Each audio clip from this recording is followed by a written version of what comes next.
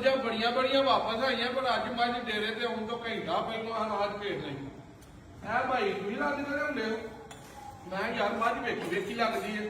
ਮੱਝ ਜਦੋਂ ਡੇਰੇ ਤੇ ਪਹੁੰਚਣੀ ਨਹੀਂ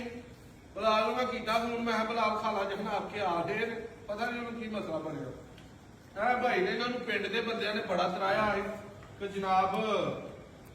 ਨਾਦਰ ਭਾਈ ਪਤਾ ਨਹੀਂ ਫਰਾਡ ਕਰਦੇ ਨੇ ਚੋਰੀ ਚਕਾਰੀ ਕਰਦੇ ਨੇ ਧੋਖਾ ਕਰਦੇ ਨੇ ਕੀ ਹੋਇਆ ਭਾਈ ਜਾ ਕੇ ਤੇ ਮੱਝ ਕਿਸ ਤਰ੍ਹਾਂ ਵਾਪਸ ਆਈ ਕੀ ਦੱਸੀ ਖੋਲ ਡੋਲ ਕੇ ਗੱਲ ਦੱਸੋ ਬੰਦੇ ਵੇਖਣ ਦੇ ਨੇ ਤੁਹਾਨੂੰ ਤੁਹਾਡੇ ਪਿੰਡ ਵਾਲੇ ਉਹਨਾਂ ਨੂੰ ਪਤਾ ਸੀ ਜਿਹੜੇ ਹੈਗੇ ਨੇ ਅੱਛਾ ਉਹਨਾਂ ਨੇ ਇਹ ਗੱਲ ਕੀਤੀ ਹੈ ਨਾਦਰ ਕੋਲੋਂ ਮੱਝ ਆਈ ਸੀ ਵੇਖਣ ਠੀਕ ਹੈ ਬੜੇ ਬੰਦੇ ਆਏ ਵੇਖਣ ਸਾਡੇ ਕੋਲ ਆਏ ਨੇ ਮੱਝ ਦੇਖੀ ਦੁੱਧ ਪੁੱਛਿਆ ਦੱਸਿਆ ਉਹਨਾਂ ਨੇ ਕੁਝ ਬੰਦੇ ਆਏ ਨੇ ਜਿਹੜੇ ਚੋਈ ਦੇ ਟਾਈਮ ਵੀ ਆਏ ਨੇ ਅੱਛਾ ਮੱਝ ਚੋਈ ਕਹਿੰਦਾ ਨੇ ਨਾਲ ਹੀ ਇਹਨਾਂ ਦੁੱਧ ਨਹੀਂ ਐਨੇ ਹੋਇਆ ਉਹਨੂੰ ਘਰ ਦੇ ਲਾਇਆ ਮੈਂ ਕਹਿੰਦੀ ਉਹਦੀ ਜ਼ੁਬਾਨ ਹੈ ਕਿ ਸਾਡੇ ਕੋਲ ਵਾਪਸ ਲੈ ਆਣਾ ਜੀ ਉਹ ਕਹਿੰਦਾ ਨਹੀਂ ਜੀ ਉਹ ਵਾਪਸੀ ਨਹੀਂ ਕਰਦੇ ਉਹ ਫੇਰੀ ਤੇ ਆਉਣਗੇ ਤੁਹਾਨੂੰ ਨਹੀਂ ਕਰਨਗੇ ਕੁਝ ਵੀ ਗੋਲੀ ਤੁਹਾਨੂੰ ਕਰਨ ਲਾਵਾਂਗੇ ਗੋਲੀ ਦੇਣਗੇ ਵਾਪਸ ਲਾ ਜਾਵਾਂਗੇ ਤੇ ਫਿਰ ਅਸੀਂ ਇੱਥੇ ਆਏ ਆ ਫਿਰ ਨਾਦਰ ਭਾਈ ਨੇ ਮਾਸਾ ਪਿਆਰ ਕੀ ਹੈ ਕਿਸੇ ਤਰ੍ਹਾਂ ਦਾ ਕੋਈ ਮਸਲਾ ਮਸਾਇਲ ਇਹਨਾਂ ਨੂੰ ਜਨਾਬ ਇੱਕ ਗਾਂ ਹਾਂ ਦਿੱਤੀ ਸੀ ਇਹਨਾਂ ਚੋਕੇ ਖੜਨੀ ਸੀ ਉਹ ਸਾਡੇ ਤੇ ਕਿਸੇ ਨੇ ਕੀ ਕੀਤੀ ਉਹ ਪੰਡਰ ਨਿਕਲ ਆਏ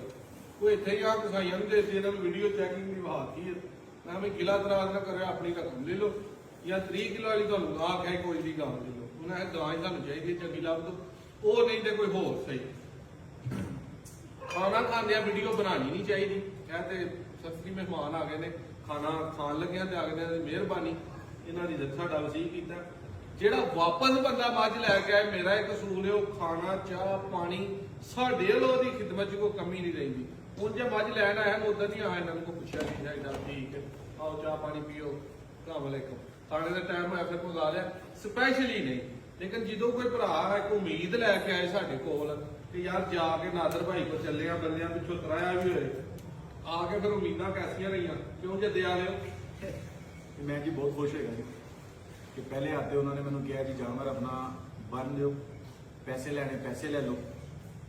ਮੱਝ ਬਦਲਣੀ ਹੈ ਤੇ ਫਿਲਹਾਲ ਨਹੀਂ ਖਲੋਤੀ ਦੁਬਾਰਾ ਬੰਦ ਕੀਤਾ ਹੈ ਇੰਤਜ਼ਾਰ ਕਰ ਲਓ